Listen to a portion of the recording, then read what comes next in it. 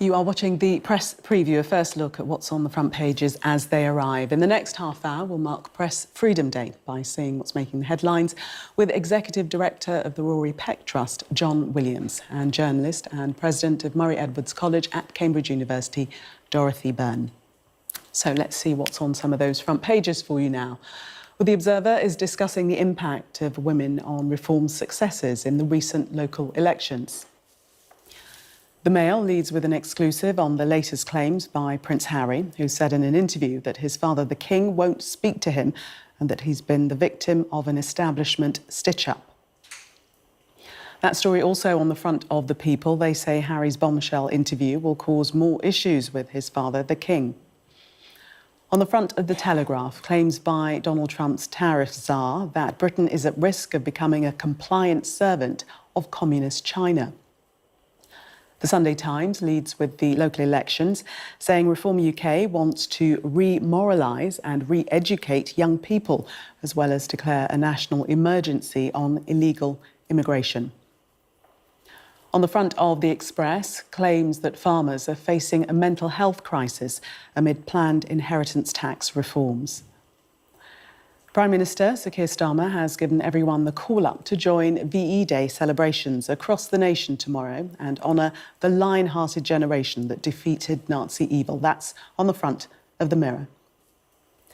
And TV's Paul O'Grady's Messages from the Grave. Hundreds of recordings from the beloved presenter have been turned into a new official biography. That's on the front of The Star. And tonight we're joined by Executive Director of the Rory Peck Trust, John Williams, and journalist and President of Murray Edwards College at Cambridge University, Dorothy Byrne. Welcome to both of you. Thanks. Let's start with the Sunday Times and the story that hit yesterday and somewhat scuppered the local elections and is taking the lead. And this is this interview that Prince Harry has given, in which he made several revelations. First and foremost, that his father isn't speaking to him. John? Well, I suspect the front pages are going to do little to reassure Harry that there isn't a conspiracy. They all seem to take one view, which is that Harry's rather overstepped the mark. There's a great quote which is sourced to a friend of the King, in which this source says that Harry is like a gambler in a casino. He can't walk away. He just doubles down. Even when he speaks of reconciliation, it's laced with threats and anger. Well, given that Harry's whole position in court was that the establishment were out to get him and that they'd all conspired to do him down, all of the front pages seem to take one view. So that's probably going to feed his feelings even more, I think. Indeed. And Dorothy, this another quote from this friend is that it's not that the King won't speak to him, it's that he can't. How can you have a private and delicate conversation when you know it's going to end up on a news special within hours? Which is probably fair comment. And quite a lot of the coverage today is telling us what's pretty obvious, that their relationship is very bad and has broken down. And I rather admire the British press for managing to make so much of this story and cheer us all up a bit at a very bad time. I mean, there's massive coverage of Prince Harry, but they're not really telling us that much, actually. It hasn't advanced the story, no, has it? Really? Not at all. But how is it cheering us up, though? Well, everybody because it's not Gaza, Ukraine, tariffs, you know, all those horrible things. You know, to have as your headline, Harry, now the backlash grows, that's not really a big new major story, but it's quite good fun reading it.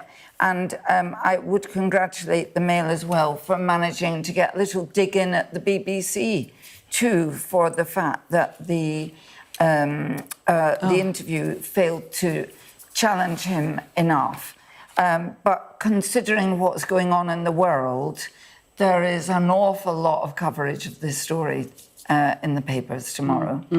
Yeah, I see what you mean by sort of turning the narrative away from all of the doom and gloom that we've had thus far. But it's still essentially quite a sad story, though, isn't it? Because it's the breakdown of a family. Yeah, absolutely right. And while there's a sort of purient sense of looking over the garden wall at another family's breakup, it is very sad because whatever happens, on one level, Harry is saying, he would like to be reconciled, but the king isn't getting any younger, he's suffering from cancer, and he hasn't seen his grandchildren for a while. So there's no question that it's sad for the family, but for the rest of the watching public, perhaps it's less sad than many of the other stories that are around. And Dorothy, we read that Prince Harry is still going to pursue a case regarding his security. He wants to write to Yvette Cooper, the Home Secretary, yes, to question how this decision has been arrived at. And he wants, he's asking her to urgently examine it, as if this is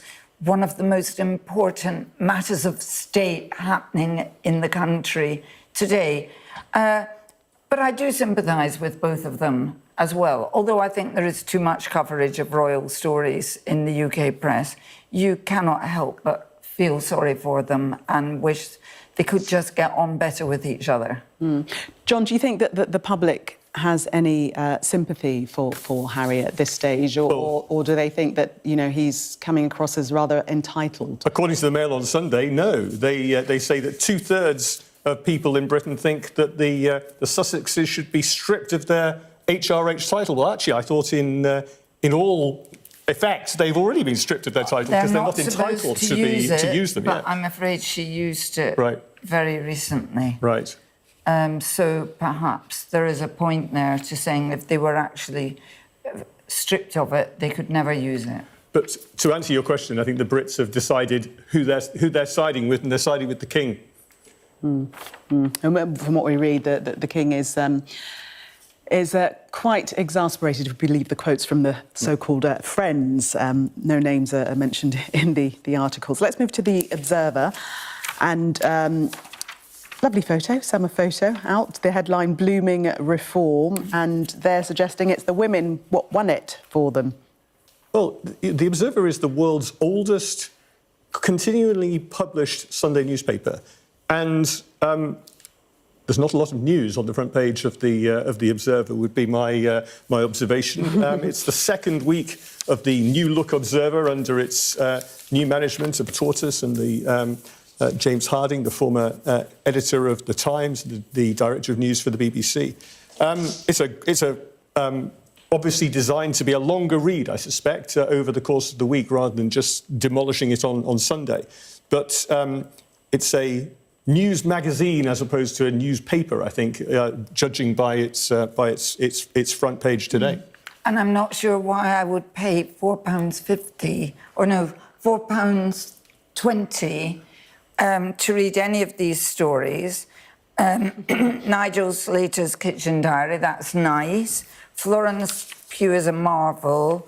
Oswald Boateng's Dresses. Esther Freud swims in Hampstead Ponds. I mean, it reads almost like a local paper.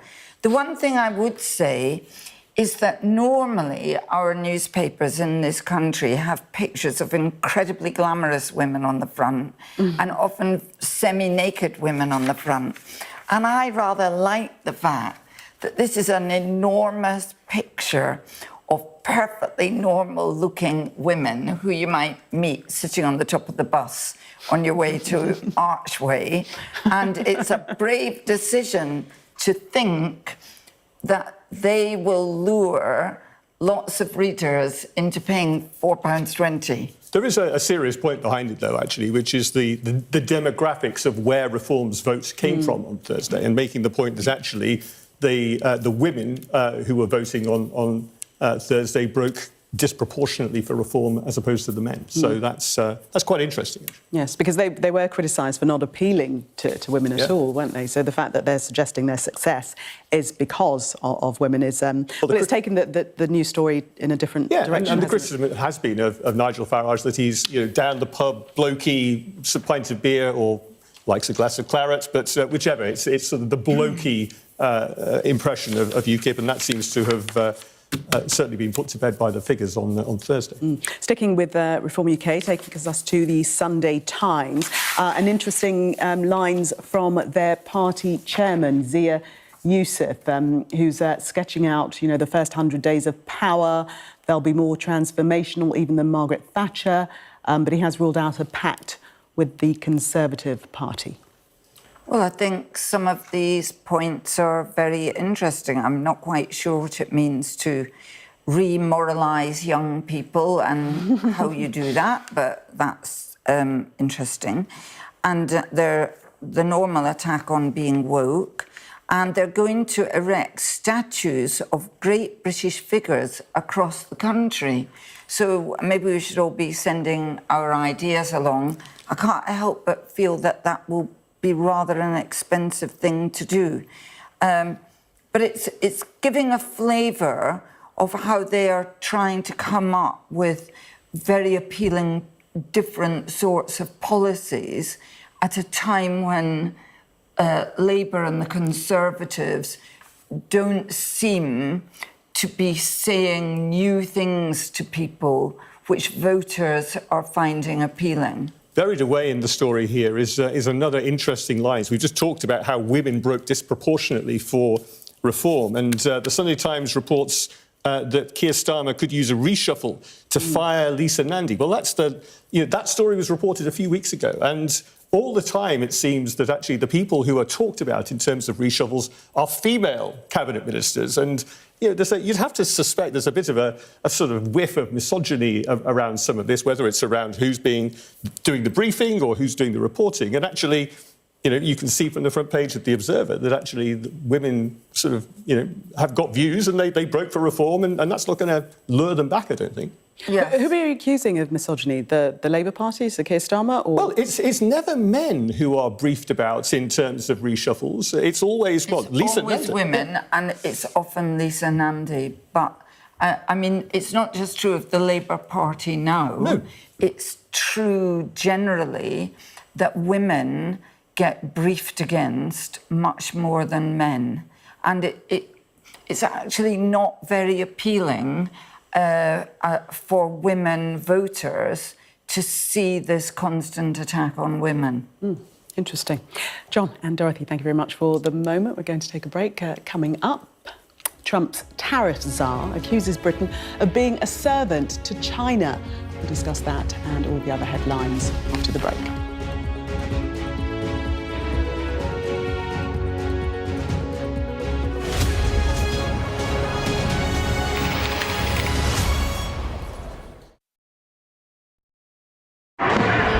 Paris reverberated to the sights, sounds and smells of conflict.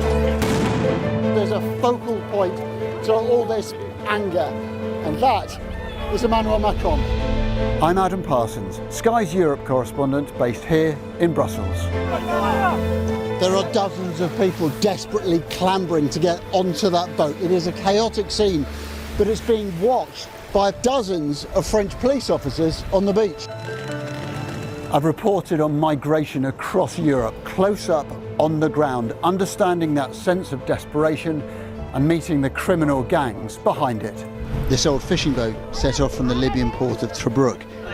There were 606 people who were on board. So we've been distributing life jackets to all the people on board this boat, and now the first person is coming on board. This is the ugly side of Italian football. In Italy, everything is really organized. Football's problems with hooliganism, racism were just dormant, and now they're back and they're getting worse. We cover so many countries, languages and cultures and work hard to gain trust to bring you the full story first. Help is slowly reaching these places. It's not just homes, but whole streets like this one that have been reduced to rubble and dust.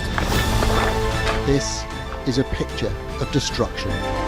Everywhere you look in this mountaintop community, there is absolute devastation. These are the settlers in waiting, keen to start a new life, to annex Gaza for Israel. The least we can do is just kick them out of our land. Gaza, which is just 2 miles in that direction, is under attack again. Getting the chance to tell people's stories, it's a privilege. The Premier League Run-In is live on NBC and streaming on Peacock, with crucial fixtures in the race for Europe.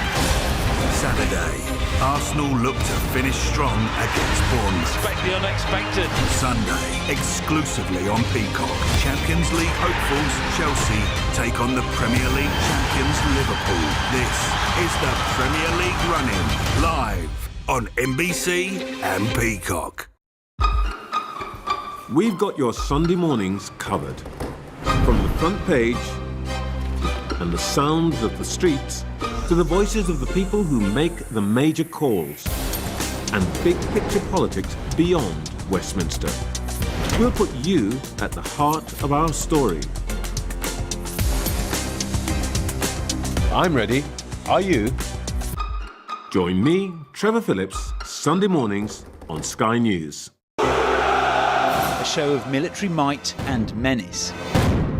Why should the West trust you? Frankly, I don't care whether the West trusts us or not. Sky News. Get the full story first. Have a quick word for Sky News. Is the West right? Are you fueling Russia's war machine? American journalist Evan Gershkovich is on trial here, but was first on display. I'm Ivor Bennett, Sky's Moscow correspondent.